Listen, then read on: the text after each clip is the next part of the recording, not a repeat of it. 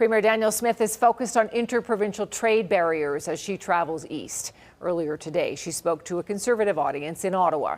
But as Stephanie Thomas reports, some Alberta businesses say quick action is needed to sell product within Canada, never mind across the border. It's extremely frustrating, and it's like, why are we doing this at this point? This Alberta food producer has operated in the province for 10 years and sold in BC for nearly 2 until recently.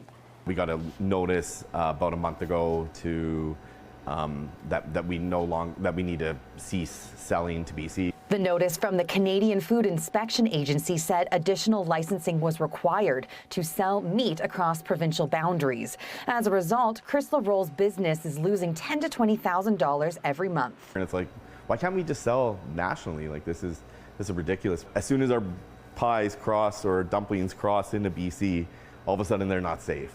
And it just doesn't make sense to us. Structural challenges facing interprovincial trade are estimated to cost Canada $200 billion a year. That's according to the Canadian Centre for Policy Alternatives.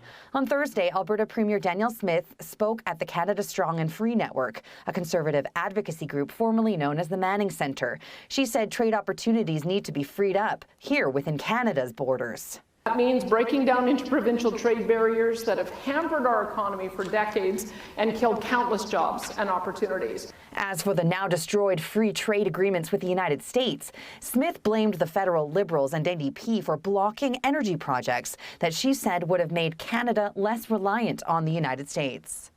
Canada cannot afford to be weak, not now and not ever. The shop owners at Uproot say they are unsure when the licensing issue will be resolved, allowing them to sell in BC again.